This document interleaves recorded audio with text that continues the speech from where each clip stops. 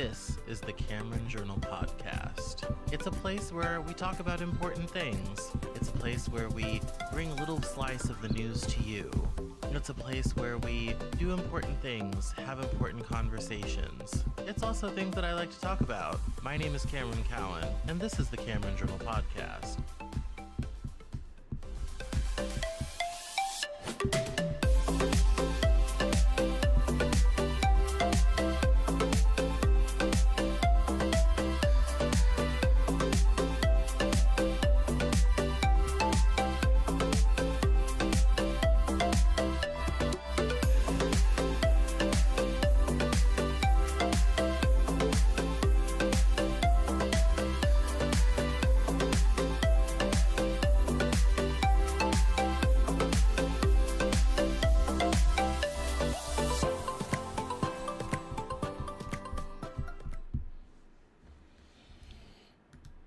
Hello everyone, it's Cameron. Welcome to the Cameron Journal News Hour. Thank you guys so much for coming today and bearing with me. It has been a long day. I was up very early. I had a ton of meetings and a billion things to do. So I'm a little wore out, to be honest. I was getting ready to do this and all this type of thing, and I'm kind of like, I am so ready to do the news hour so I can go lay down, take a shower, relax, and chill out on stuff. So it's been a lot, and fortunately this is my only crazy busy day this week. The other days are much less insane. I got to interview a really interesting business leader earlier today, and we were talking about leadership and leading businesses and all that type of thing. And he had a background in baseball and runs a learning upskilling company. So that was really interesting. Today's interview is with my very dear friend Sean Hartgrove, who is a world famous photographer. And I had wanted to interview him, since the earliest days of this show. Never made it happen. Finally made it happen. It's all recorded. It's on the YouTube channel. So make sure to check that out. It's a really great conversation. It's really cool. So make sure to check that out. And go follow Sean on social media. Hartgrove Photography on Instagram, all the places. So one of the things that I wanted, diving into the news, enough of my personal drama. Diving into the news, one of the things that was a very hot topic last week and is still being talked about is Trump's CNN town hall and the resulting questioning of CNN and the ardent defense of the town hall by Anderson Cooper. So last Tuesday, CNN hosted a town hall with Trump as part of his presidential campaign, and he, kind of did Trump's greatest hits and did his usual Trump thing. CNN got huge ratings out of it. Yay for them. And there was a lot of people who questioned CNN sanity for platforming this man and for, continuing to feed into him and his lies and his issues and all this type of thing. The following night, Anderson Cooper made a defense where he said, look, we can't just always have just one side of the story. We have to listen to all sides of the story and all the different perspectives. And while you might not want to watch us ever again, we're trying to, we're trying to provide a whole, the whole thing here. And the ladies of The View talked about it. It's been talked about on social media, all this type of thing. And I wanted to bring it up simply to say, one of the problems, and this was very true in 2016, is the mainstream media really built up Trump and gave him a lot of free media he would have never otherwise gotten. They platformed him in a way that made his political career possible in a way that it might not have otherwise been. Partly this is them falling into Trump's trap. Here's the reality. These corporate media outlets love money, and they love high ratings. Trump knows how to bring ratings. So there's kind of this natural financial symbiotic relationship between the mainstream media and Donald Trump that really explains why he can get 52 minutes, free to, talk to people and, answer questions and all this type of thing on, national and international television on a major network, because the reality is Trump brings ratings, and Trump understands that. I mean, he understands his power and his ability to get media is his ability to get ratings. And he's known that for 30 years at this point. I mean, so much of his brand has been getting media, getting attention, getting people to pay attention to him, doing things that get people to pay attention to him. Trump means money. And in an environment where your news media, your mainstream news media, is owned by corporations who want to see positive progress at the bottom line every quarter, anyone that can bring ratings like that and bring in advertising dollars is going to naturally be very popular with all parties involved. And Trump knows that and understands that. He knows how to manipulate the media. He's a master at manipulating the media, and the Trump town hall is just the latest iteration. Here's what's sad is he's the leading candidate, but he's not the only candidate. There's other people running for president for the Republican nomination, and those people are not getting 45-minute town halls. Why is that, you ask? Because they don't bring the ratings. They don't bring in the money. This is one where follow the money and things start to make a lot more sense. So that's Trump and the town hall. That was, like I said, it was a big story last week, so I just wanted to address it quickly and say, yeah, a lot of hubbub, a lot of discussion, but really follow the money. Follow the money, and you'll get why they did it. Money and ratings. So, some people say CNN's trying to get in on Fox's audience. I don't think that's going to work, given the rest of their coverage, and the way they do things over there and all that type of thing. But it's certainly a bit of a coup, because Trump didn't do a 45-minute town hall on Fox. Just saying. The other big story that happened last week and over the weekend and kind of reached a titular point today was the unfortunate choking death by an ex-Marine, Jordan Neely. He was killed by a man named Daniel Penny, who claimed that Jordan Neely was acting erratically and screaming and shouting on the subway, and he felt threatened and tackled him for self-defense purposes and ended up killing him. Mr. Neely obviously was having a mental health crisis, and he was homeless and was not getting the services and things that he needed. That's obviously a huge structural issue, huge structural problem, needs to be solved. Does that give a random citizen the right to go around choking people out and killing them for that? Of course not.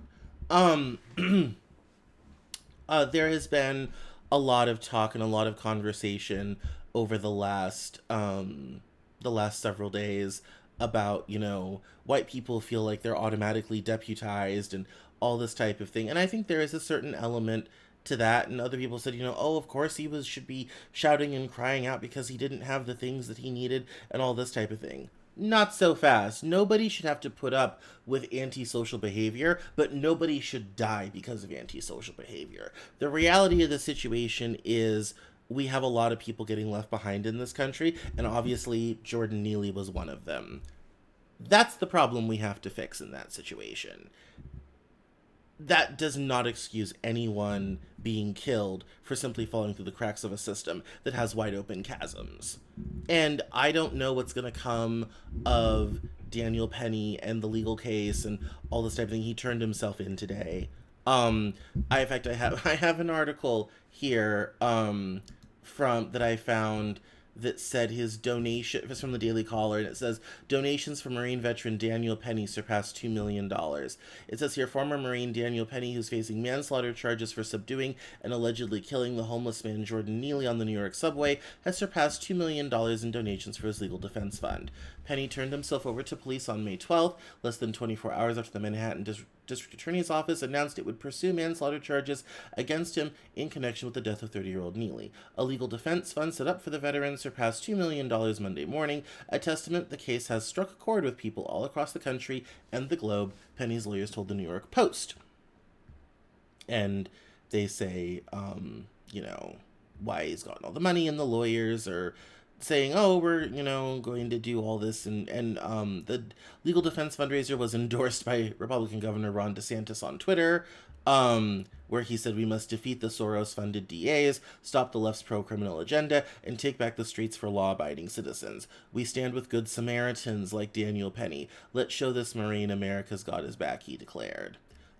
This guy's a hero in my eyes, one anonymous donor wrote, according to the New York Post. He should get a medal for what he did, not jail time. We need to take our city back. God bless this guy for trying to help. So that's gonna be a fun... Yeah. That's gonna be a lot, is what's gonna happen. Yeah, that's gonna be a story for a while, unfortunately. And that's going to be something that's going to be the gift that keeps on giving for quite some time. Obviously, it's going to be a national public trial. It's going to get political. It's going to be left versus right, with Ron DeSanctimonious already being like, this man's great, sort of thing. Yeah, that's not going to be great, but we'll follow it for you. So, turning into financial news for a minute, and we're going to get to fentanyl, and other fun stuff. We have the ex-CEO of Silicon Valley Bank. This is from Bloomberg. It says here, SVB's former CEO says Fed social media contributed to bank's collapse. Greg Becker cites efforts made to overhaul the bank in his testimony.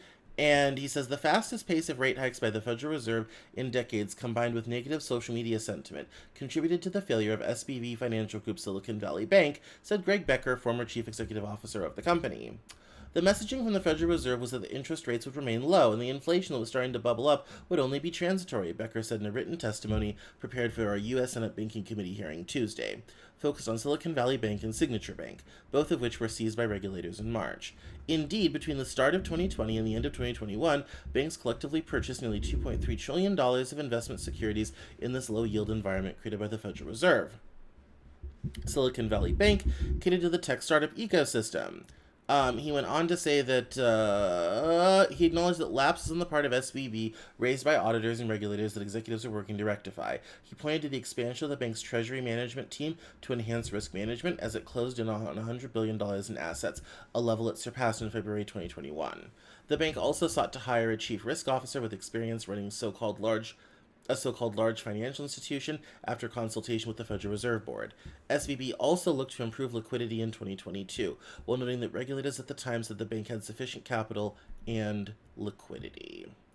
So it's basically the typical, we didn't do anything wrong, we were trying really hard, but then things happen and whoopsie daisy, our bank collapsed. This man will never go to jail, by the way.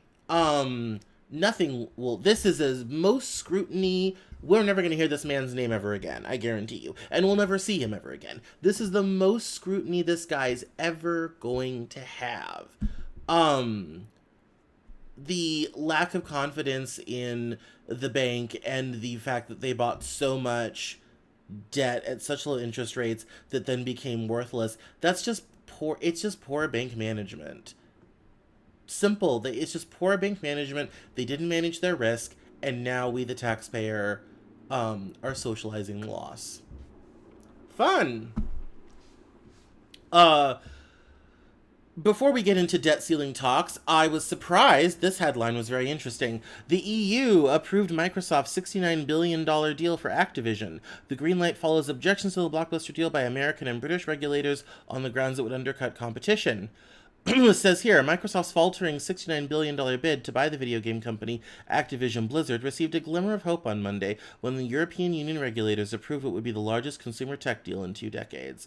EU officials said they would allow the deal after Microsoft, the maker of the Xbox console, made concessions to ensure that rival companies of new online gaming services would have continued access to titles developed by Activision, such as the hugely popular Call of Duty. Even so, the blockbuster acquisition, which has become a test of whether regulators around the world will approve a tech mega merger amid concerns of the industry's power, still faces an uphill climb. American and British regulators have each moved to stop the acquisition in recent months, arguing that a combination of the Xbox maker with the company behind the Call of Duty franchise would hinder competition. Microsoft is fighting both actions. The deal has revealed fractures among regulators about how to crimp the power of the world's biggest technology companies. I was surprised because usually when it comes to big deals, the EU is the hardest legal entity to work with on big deals like that. So the fact that the EU has let it go through is a good sign. Whatever concessions that they made might work on the American and British counterparts as well. We'll see if that deal continues to go through. We're on like year 2 of seeing if that deal's going to happen. So it is kind of just a small anecdotal market story, especially if you're in the gaming space, to see how that might happen. Turning back to politics and whatnot, we still do not have a debt limit agreement, and according to this article, debt limit talks are far from over, McCarthy says ahead of Biden meeting. Biden will meet congressional leaders before Japan trip. No agreement on anything, House Speaker warns at the Capitol. House Speaker Kevin McCarthy said ongoing talks to avert a historic U.S. default were yielding little progress, even as President Joe Biden announced plans to meet with congressional leaders on Tuesday. We're nowhere reaching a conclusion, McCarthy said Monday on Capitol Hill, adding he felt that ongoing staff-level meetings are, quote, not productive at all. The talks so far have not produced agreement on anything. His remarks came shortly after Biden told reporters in Philadelphia on Monday that the meeting was set a day after confirming it was in the works. Neither McCarthy nor the White House was able to provide a time for the sit-down, which will be the second session for Biden and the congressional leaders this month, and comes after aides met last week and through the weekend. The standoff has been roiling markets, and investors bet whether a deal can be reached. Treasury Secretary Janet Yellen has warned that a default could come as soon as June 1st. A default would sink markets, leave potentially millions out of work, and hike borrowing costs for families and the U.S. government alike. The sides have sent mixed signals. Biden said Sunday that he was optimistic a deal could be reached, while McCarthy spent Monday downplaying the odds of success. People familiar with the meetings have said that the White House has pushed to exclude elements of the bill passed by House Republicans last month, including eliminating the president's program to forgive some student loans, as well as signature legislative accomplishments from discussions. But the two sides are negotiating around possible spending caps in future years, changes to energy permits, and a GOP-led bid to claw back $65 billion in unspent pandemic funds. A key topic of dispute in the negotiations is expanding work requirements for anti-poverty government benefits, both McCarthy and Biden have said. I just don't see movement. It seems as though they wanted to have meetings to say they had meetings, not really to find a solution. Biden is scheduled to depart Wednesday for a trip to Japan, Papua New Guinea, and Australia. White House officials have said Monday that those plans have not changed despite the ongoing debt talks. So it appears that talking is talking and talking and no one's doing anything. I did find this other article, which I thought was very interesting, and it's called Tales from the Crypto Winter. And it I'm not going to read a lot of it because it's an experience. It's a lot, but what it does do is it goes through different stories, and I'll post it in the notes. It goes through different stories and different people who made money, did not make money, got left behind, all this type of thing in crypto. Crypto is, a market. I was involved in crypto very early on. I cashed out pretty early on and said no thank you. And I missed the wave. I mean, I think I cashed out my Bitcoin at like $600-$700 somewhere in there, and kind of missed the big ride all the way up. And a lot of people made a lot of money. But the unfortunate reality is that it's all predicated on the greater fool. It's all predicated that you have something else someone wants to buy. And if you can continue doing that and you can continue selling it, then you can make money off of it. There's no underlying value, there's no productivity. So it's really just kind of shuffling money around. And when I realized that, I cashed out. These stories though are so fascinating because there's like people that are like in it for the tech and people that are doubling down and oh things are gonna come back and blah blah blah. And it's those stories are fascinating. Particularly the one guy um who is what was his name here? Oh, Corey Wilson. Was talking about some of the coins that he likes, and there's a splashy picture of him with a jewelry of his favorite coin and all this type of thing. And it's fascinating. Go read it, go check it out. It's worth looking at. As we're getting into drugs, and kind of bridging from economics to drugs, this is an interesting article on work shift. It says remote work comes with daytime drug and drinking habits. It says here cocaine, benzodiazepines, and other drugs are no longer after hours activities. On any given workday, it says here, Ray wakes up, brews coffee, smokes a cigarette, and then takes a hit of pot before sitting down to morning Zoom meetings. Yeah, maybe my eyes are red, but no one can see that on Zoom, says Ray, a West Coast executive, who typically continues to take a puff of marijuana hourly while on the job. All the long tail of a methamphetamine addiction that he developed during the pandemic lockdowns. If I get really tired, I can just go lay down, says the executive, who is disclosing only his middle name for fear of damage to his career. Now I can use in ways I never before imagined. Data suggests there could be millions in the workforce like Ray. And it goes through some stats that from the Federal Bank of Atlanta and work participation rate and substance use disorders and all this type of thing. Drug recovery firm Sierra Tucson concluded from a November 2021 survey that 20% of U.S. workers admitted to using recreational drugs while working remotely and also being under the influence during virtual meetings. It's and so it says here that as a result, undetected drug habits flourish and are now only coming to light as more companies require workers to return to the office. The last thing to go is the work, says Indra C. Dombi, medical director of the New Jersey-based Center for Network Therapy. Employees think it's a temporary phase, that they'll get back to work and everything will be all right. They call and say, am I an addict? I can't be. It was never an issue. Employers' antennae are up. Random workplace drug testing rose 37% from 2021 to 2022, according to screening company First Advantage. To be sure, hiding substance abuse from the boss has been around as long as there have been bosses, but pre-pandemic, most excesses were limited to after hours. With people working remotely, there might be a more mixed pattern, says Daniel Ongres, medical director at Chicago's Positive Sobriety Institute, a clinic for professionals and physicians. In industries that have safety measures like drug testing and access to therapists like healthcare, he sees less misuse, defined as using in ways counter to medical guidelines while negatively impacting health and functioning. We see it in particular where there are fewer safeguards built in, such as in fields of technology, finance, and law. And then it goes on to talk about Ray and all the people that are different, just popping the pills, taking drugs, smoking, and Ray eventually has returned to sobriety during working hours now, and people are trying to cope with getting out of bad pandemic habits. However, it appears that not everybody's on the sobriety train, and I say this because my next story has to do with the fentanyl crisis on the southern border. It says, a U.S.-Mexico crackdown on drugs has stalled, even as fentanyl deaths rise. An informal agreement to probe traffickers failed to bring action. The president denies cartels make fentanyl despite import surge. It says here, with the fentanyl crisis deepening across North America, U.S. drug authorities in 2021 identified dozens of Mexican companies suspected of trafficking the narcotics' key ingredients. They took their findings to the country's financial intelligence chief at the time.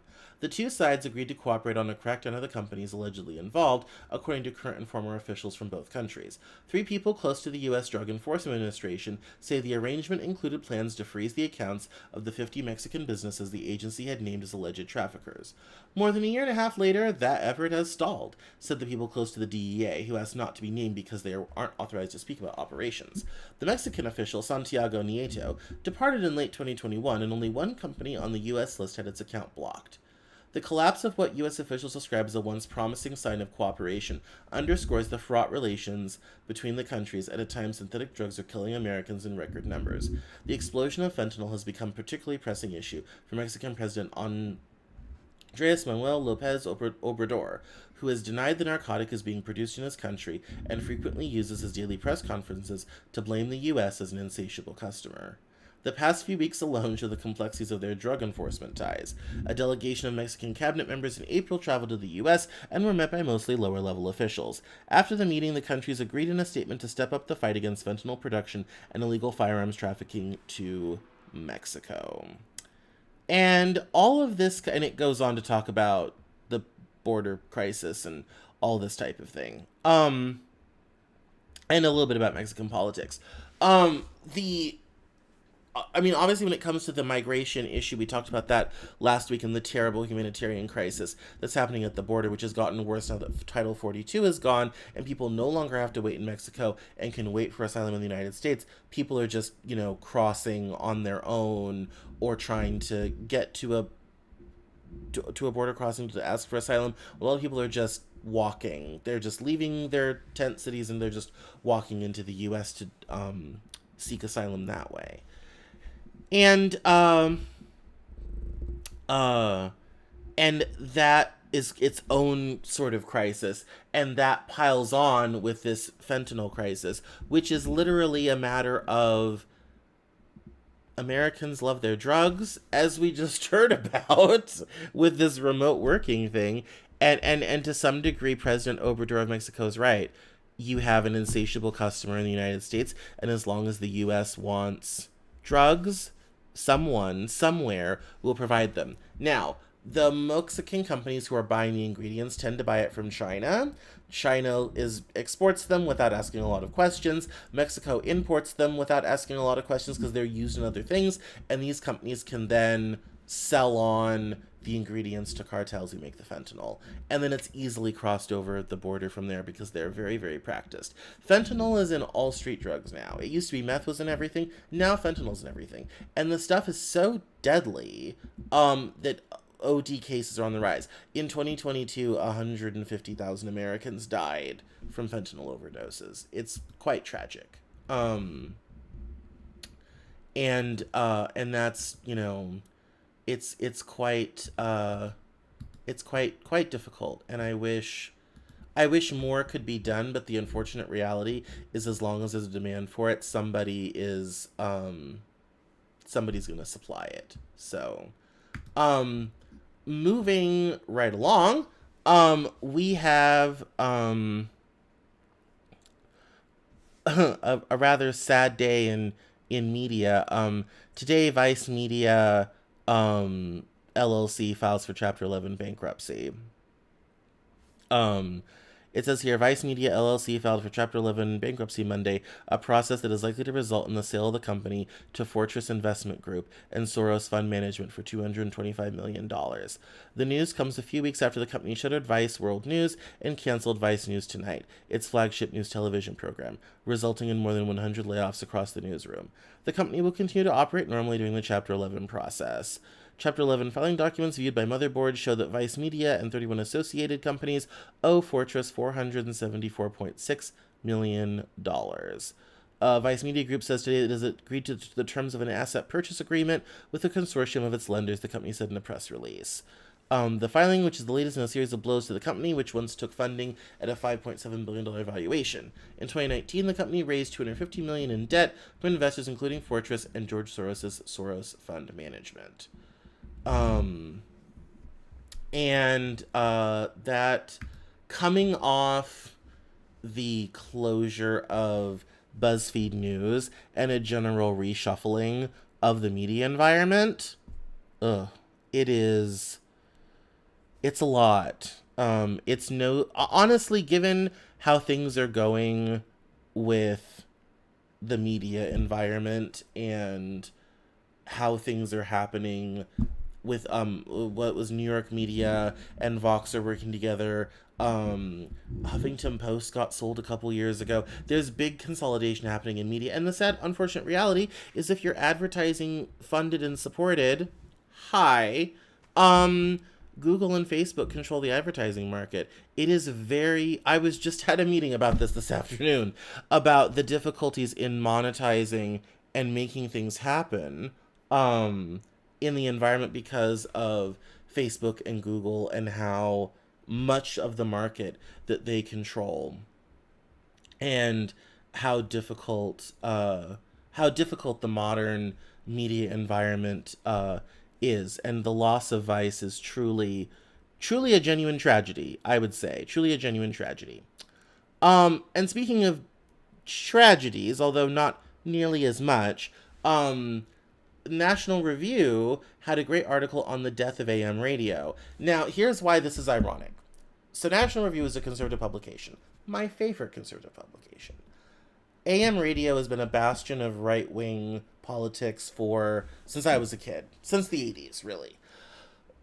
And but obviously, thanks to streaming and podcasts and all this type of thing, radio in general, but particularly AM radio, has not obviously has had a shrinking audience. When FM came out in the 80s, everyone was like, what are we going to do with AM? Because that had been what all radio had been until then. And then right wing talk radio came along and sports radio and kind of saved AM. And now the internet is, the internet has killed the radio star. And so this is by Noah Rothman, and he talks about his experience working in AM. But here is the meat of it. It says, for a while, AM retained its capacity to shock and delight listeners, even as social and technological forces colluded to throttle the life out of its chief competitor, FM. In the early 2000s, the FCC amended its schedule of fines, meted out to the bawdy hosts popularly in the FM band, who danced along the line dividing decency from obscenity. The syndicator and the network became liable for what were once individual discretions. In 2005, an act of Congress augmented fines for airing raunchy content, altered programming directors' calculus. Even as the advent of streaming services threatened the music format model, the upshot of being a jukebox beat the risk of tempting the regulators, which is how Howard Stern ended up leaving NBC in New York and going to SiriusXM.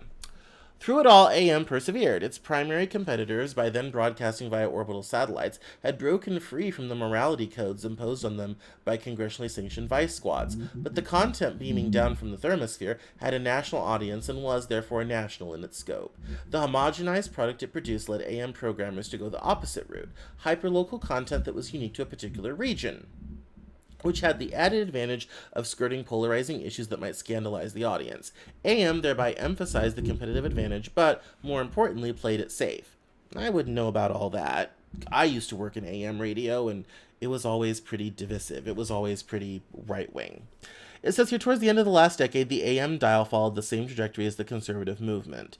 Its commitment to iconoclastic contrarianism evolved from a hostility to affect sensibilities abroad in the culture towards an internecine attack on these sensibilities where they prevailed inside the conservative movement. Donald Trump's ascension put an end to the permanent revolution on the right. The order of the day soon became reinforcing his narratives and his grievances. And then he goes into how, radio is changing and getting weirdly somehow less political, which I thought was a bit interesting, with kind of shifting to sports talk and all this type of thing. So I thought that was interesting. I got my start in AM radio. I was at 710 KNUS in Denver, and then I was at 1310 KFK in Greeley. And we were very local, and we were kind of your hometown radio station, and we had local ads from local people, and we had local shows. But I mean, when was the last time you turned on AM radio in your car? No, we're all on our phones, we're all listening to podcasts and our own music, and we're streaming and blah blah blah. Like, terrestrial radio is really on its way out, and that's unfortunate. I mean, but it lasted 100 years. That's pretty good for a medium that has had to go through motion pictures and television and the internet. It's not bad. And maybe radio will find some new way of reconstituting itself. But if AM has decided politics is too much and all this type of thing, then I won't be too sad. We're going to wrap up on this story because I'm wearing out. This is interesting. So today we had the release of the Durham report. 4 years after investigating the Russia inquiry, John Durham turned in a report that was made public on Monday. And it says here, in final report, New York Times, Trump-era special counsel denounces Russia investigation.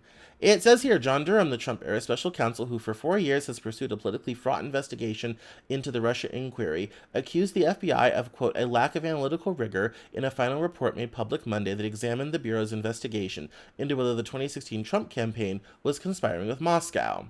Mr. Durham's 306-page report appeared to show little substantial new information about the FBI's handling of the Russia investigation, known as Crossfire Hurricane, and it failed to produce the kinds of blockbuster revelations impugning the Bureau that former President Donald J. Trump and his allies had once suggested that Mr. Durham would find. Instead, the report, released without substantive comment or redactions, repeated previously exposed flaws in the inquiry, including from a 2019 Inspector General report, while concluding that the FBI suffered from a confirmation bias as it pursued leads about Mr. Trump's ties to Russia. And it goes on to quote the report.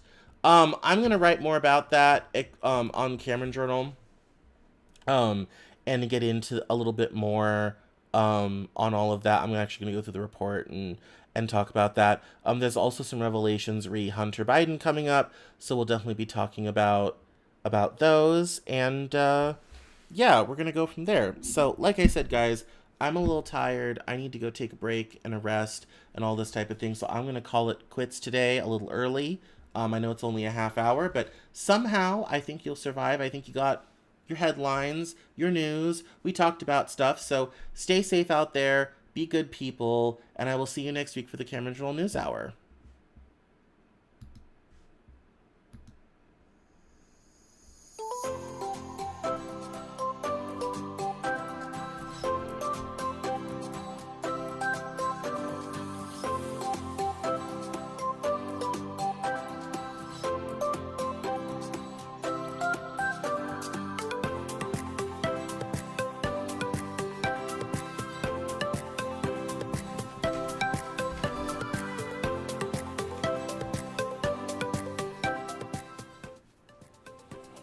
That's all for this episode of the Cameron Journal podcast.